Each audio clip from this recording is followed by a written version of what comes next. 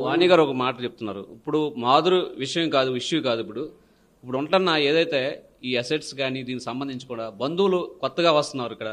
ఈ బంధువులు ప్రమేయం ఉండడం వల్ల ఎందుకు ఇప్పటివరకు లేని బంధువులు ఇప్పుడు ఏంటి ప్రవేశిస్తున్నారు, దీని మీద హక్కు ఉందంటున్నారు, ఏంటి ఇదంతా అనేసి కొద్దిగా గందరగోళం లోనవుతున్నారు. మొదటి నుంచి వారం నుంచి నా స్టేట్మెంట్స్ ఆవిడ స్టేట్మెంట్స్ ఒకసారి స్టడీ చేయండి సార్. ప్రజలకే నేను తెలియజేస్తున్నాను.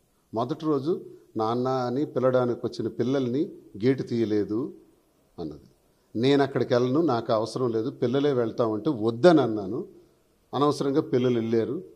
ఆయన మంచోడు కాడు, వెళ్ళొద్దు అన్నాను, పిల్లలు వెళ్ళారు. అంటే తినే ఉసుగులు పంపించింది అన్న చెప్పక ఈ రకంగా చెప్పింది. రెండో రోజు తనే వచ్చి డోర్లు పగలగొట్టి తాళాలు విరగొట్టి రౌడీలతో గోండాలతో ఇంట్లో ట్రెస్ పాస్ చేసింది. మరి ఎలా వచ్చింది? ఓకే. రెండో రోజు వచ్చి ఏం చెప్పింది? మాధురి ఇక్కడ ఉంది, మాధురి ఇక్కడ ఉంది కాబట్టి బట్ట బయలు చేయడానికి నేను వచ్చాను అన్నది. మాధురి మీద ఇష్టానుసారంగా డిఎన్ఏలు ఇవన్నీ వాగింది. అందుకే వచ్చాను అన్నది. ఇది వ్యభిచార గృహం అని కూడా ఒక దుర్మార్గమైన మాట్లాడింది. అలాంటి పనులు చేయడానికి దువ్వాడ శ్రీనివాసుడు. నా గృహం, నేనుంటున్న నివాసాన్ని నాకు అవసరం ఏంటి, నాకు ఎందుకు అవసరం, అలాంటి దుర్భాషలు వైఫే అన్నది. అని నాలుగో రోజు ఏమన్నది? ఎమ్మెల్యేగా రాజీనామా చేయాలి, ఎమ్మెల్సీగా రాజీనామా చేయాలి, పలాస వెళ్ళిపోవాలి, టెక్కల్లో ఉండకూడదు, పార్టీ ఇతనికి సస్పెండ్ చేయాలి. నువ్వెవరు పార్టీకి సస్పెండ్ చేయమని అడగడానికి? నువ్వు టీడీపీలో ఉన్నావు కదా.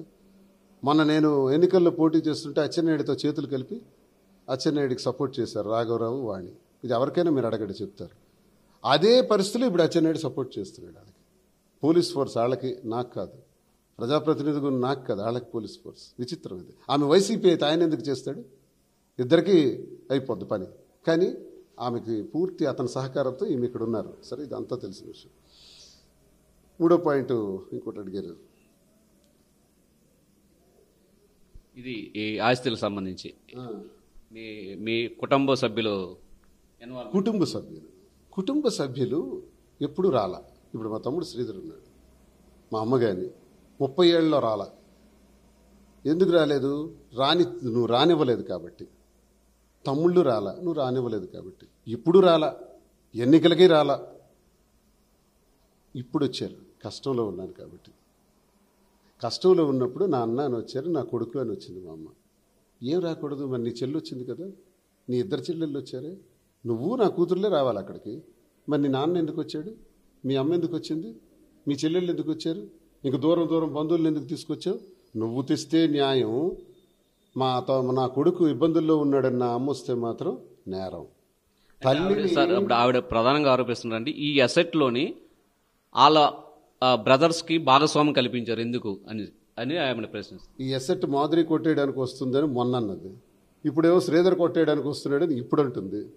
పలాస వెళ్ళిపో పర్వాలేదు అంటుంది, టెక్కల్లో ఉండొద్దు అంటుంది, పలాసలో మాధురితోనే ఉండొచ్చు అంటుంది, మాధురితో టెక్కల్లో పలాసలో ఉండుంటుంది. అంటే ఒక వైఫ్ ఇంకో ఆమెతో నువ్వు ఉండొచ్చు, ఉండు అని అనొచ్చా?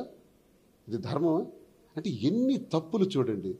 నన్నేదో చేయబోయి ఏదేదో తనే అయిపోతుంది. పిల్లల్ని నాశనం చేసేస్తుంది. అల్లారు ముద్దుగా పెంచినటువంటి పిల్లల్ని సర్వనాశనం చేసే నీచ నికృష్టమైనటువంటి మహిళ, తల్లి, మహిళా దాన్ని చెప్పుకునే సభ్య సమాజానికి కూడా ఈవిడ ఒక చీడపురుగు.